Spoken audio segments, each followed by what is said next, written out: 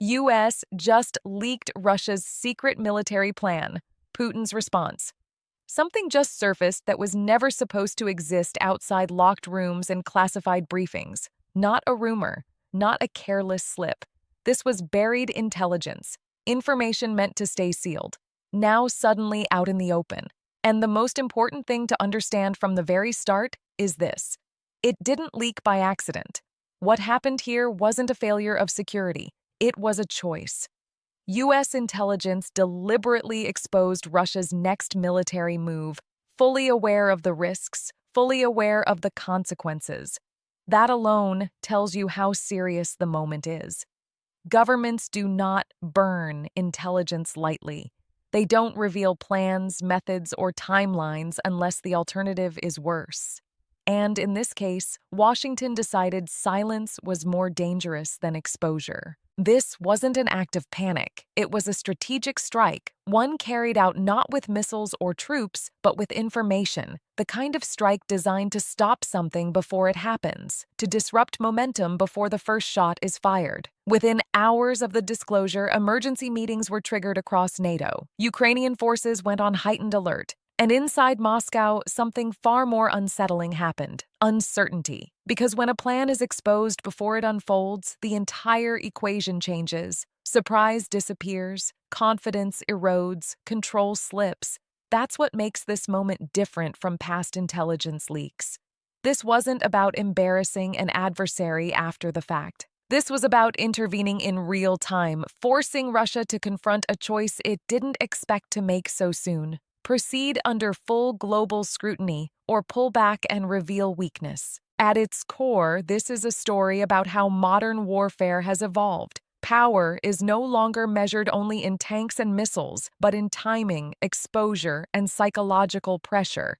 And tonight, the battlefield isn't just Ukraine. It's the space between secrecy and visibility, where one revelation can reshape everything that comes next. To understand why Washington took such an extraordinary step, you have to understand how rarely intelligence agencies break their own rules. Classified information isn't just protected out of habit. It's protected because every exposure carries a cost. Sources can be compromised, methods can be revealed, future access can be lost forever.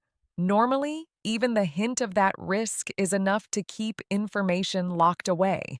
So, when U.S. officials chose to go public, it signaled that something inside the system had crossed a threshold.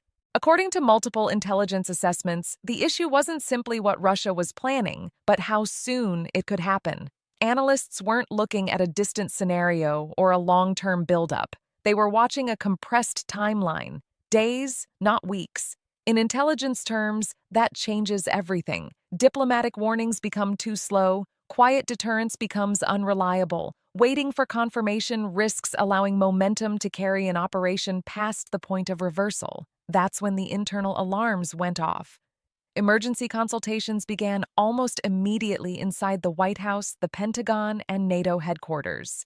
The question wasn't whether Russia was preparing something significant. That much was already clear.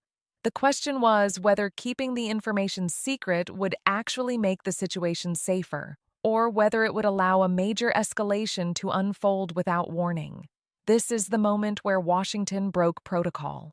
Instead of relying on back-channel signals or private pressure, U.S. intelligence made a calculated decision to expose the plan itself. The logic was blunt. If the operation depended on secrecy, then removing that secrecy might be enough to disrupt it. In other words, the information wasn't released to explain the past. It was released to change the future. That distinction matters. This wasn't messaging for headlines or public opinion. It was a preemptive move aimed directly at Russian decision-making. By making the plan visible, the U.S. forced Moscow to account for the reactions of Ukraine, NATO, and the global community before any missiles were launched, before any cyber systems were hit. In doing so, Washington accepted risk in exchange for leverage. And that trade tells us something critical. Intelligence officials believed the cost of exposure was lower than the cost of letting events unfold unseen. What U.S. intelligence uncovered wasn't a single dramatic move or a sudden troop surge that would immediately grab headlines. In fact, taken individually, none of the activities would have seemed especially alarming. That's precisely why the plan was dangerous. It was designed to hide in plain sight. According to analysts, Russia had been preparing a coordinated multi-domain operation, one that blended land, air, missile, and cyber capabilities into a single synchronized strike. The objective wasn't territorial gain in the traditional sense. It was shock, confusion, leverage, the kind of disruption that paralyzes an opponent before they fully understand what's happening. The first layer involved missile systems quietly moving into launch-ready positions. These weren't unusual deployments on their own. Russia conducts such movements regularly under the cover of exercises, but at the same time, air defense batteries were being repositioned, not for defense against incoming attacks, but to protect projected strike corridors. That subtle distinction is something only long-term pattern analysis reveals. Then came the cyber component. Russian cyber units reportedly ramped up activity aimed at infrastructure far from the front lines. Energy grids, communications networks, command and control systems. Again, nothing unprecedented in isolation. But when combined with the physical movements, the pattern became unmistakable. Intelligence officials described it as a textbook case of simultaneity. The plan relied not on overwhelming force, but on overlapping pressure. Missile strikes would draw attention and force air defenses to engage.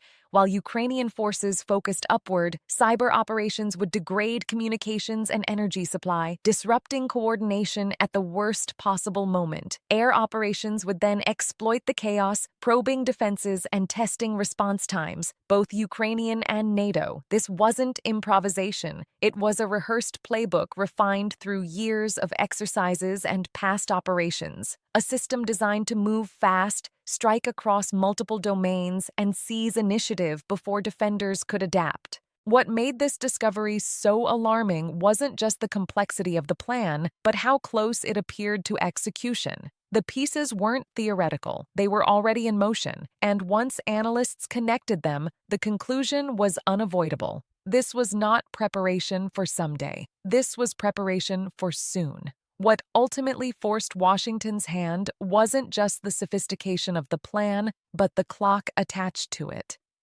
Intelligence analysts weren't looking at a slow buildup that could be managed with quiet diplomacy or delayed signaling. They were staring at a narrowing window, one where key elements could be activated within days.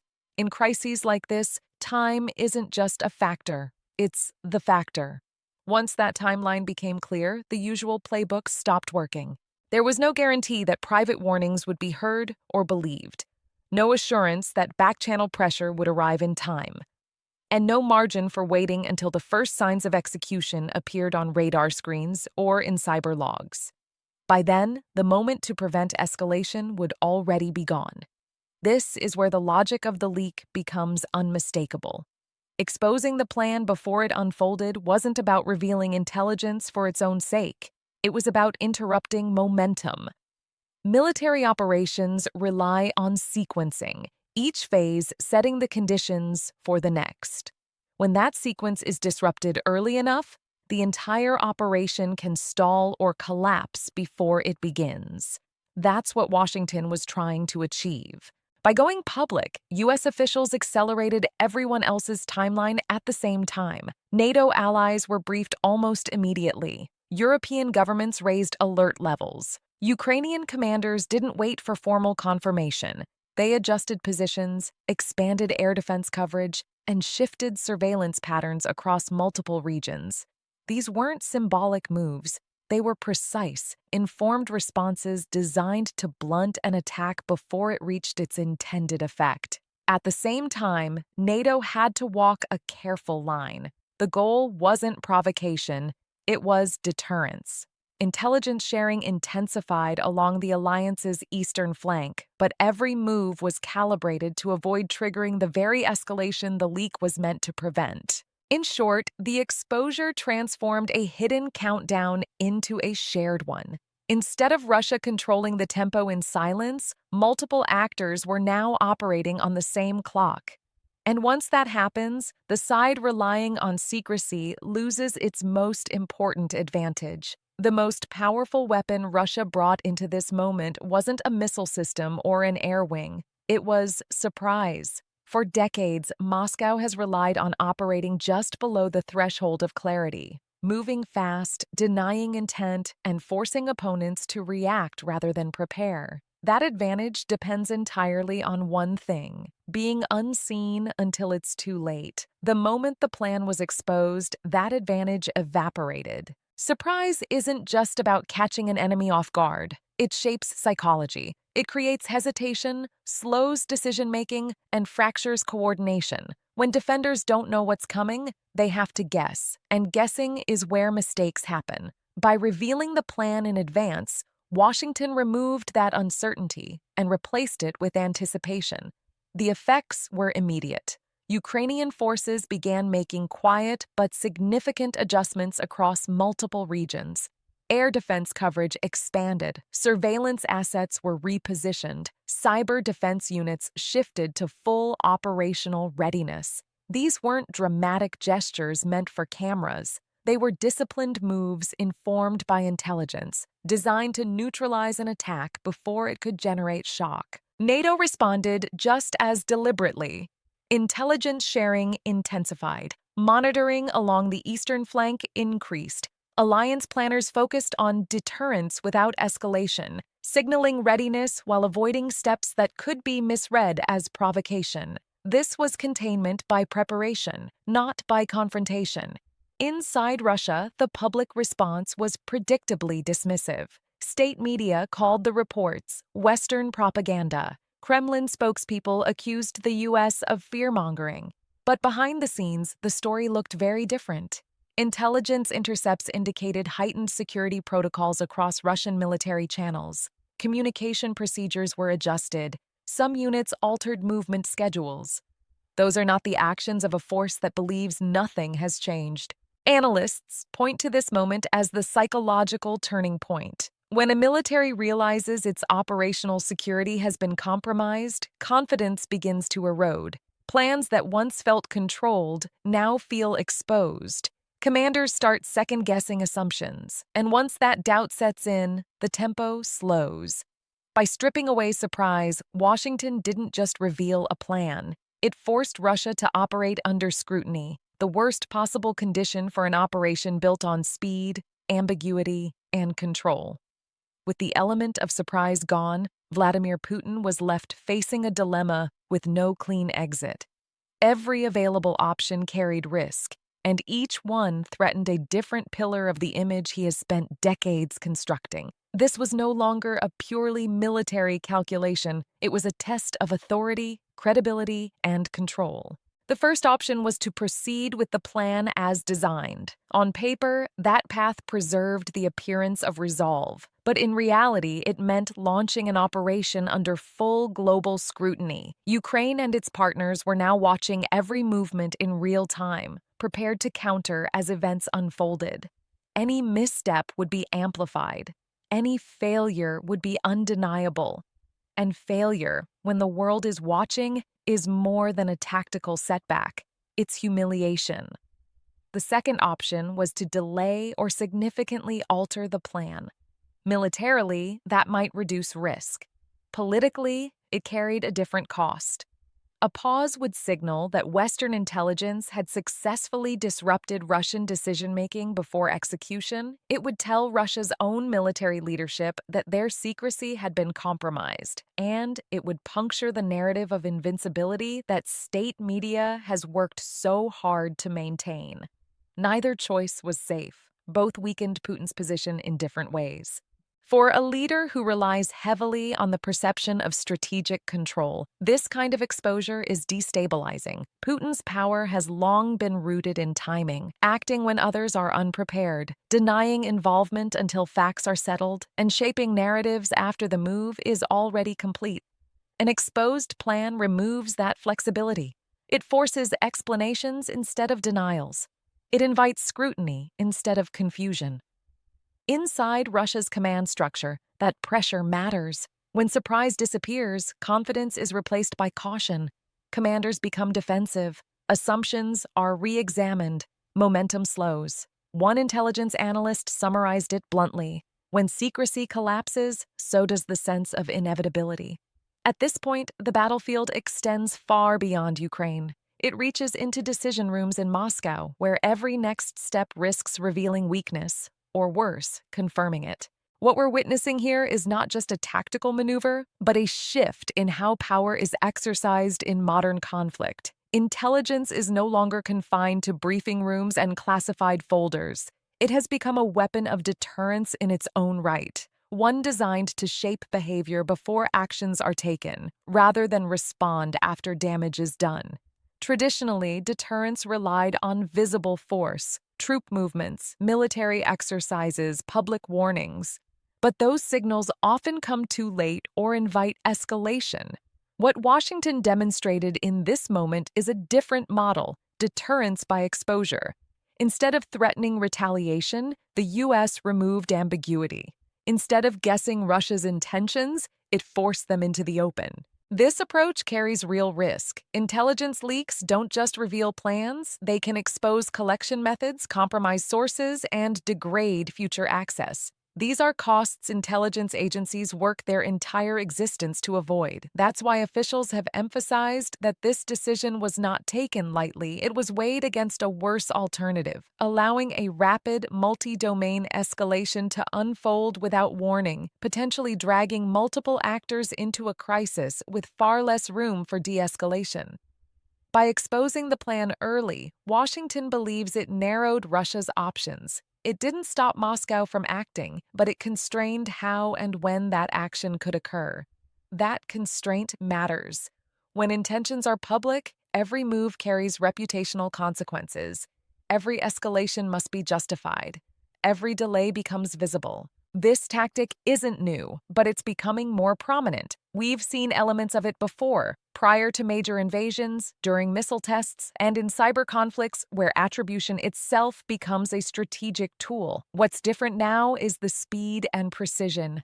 Intelligence is being deployed in real time, not as a historical record, but as an active force shaping the battlefield.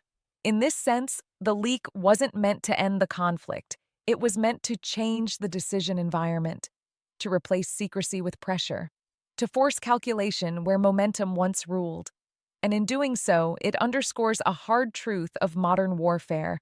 Sometimes the most powerful move is not striking first, but making sure everyone knows what the next strike would look like. What cannot be undone now is the shift that has already taken place. The leak changed the calculus of this conflict in a fundamental way. It moved the balance from surprise to exposure, from ambiguity to accountability. Regardless of what Moscow chooses next, the original plan no longer exists in its intended form. Once a strategy is exposed, it stops being a weapon and becomes a liability. This moment highlights a defining reality of modern warfare. Secrecy is power, and when secrecy dies, power moves. Russia can still act. It can escalate, delay, or recalibrate. But every option now unfolds under observation. Satellites are fixed on key regions. Intelligence agencies across Europe are monitoring movements in real time. Cyber teams are on constant alert. Ukrainian forces are no longer preparing in theory, but in anticipation. For Vladimir Putin, this scrutiny is uniquely dangerous. His leadership has long depended on controlling narratives, projecting inevitability, and operating in the gray space between denial and action. Exposure collapses that space. It forces decisions into the open. And when the myth of control begins to crack, the consequences reach far beyond any single operation. The larger question is whether this strategy works in the long run. Can exposure prevent escalation, or does it merely delay it? Can intelligence used this way buy time without hardening positions? History suggests that the moments between warning and action are often where outcomes are decided. Tonight, the world is sitting in that narrow space. What is undeniable is this: the battlefield has expanded. It now includes information, perception, and psychological pressure as central components of power. Tanks and missiles still matter, But so does the ability to strip an adversary of their greatest advantage, the ability to act unseen. Washington has shown that revealing a plan before it unfolds can force an opponent to operate under the worst possible condition, scrutiny. And for a leader who has built his authority in the shadows, that scrutiny may be the most destabilizing threat of all.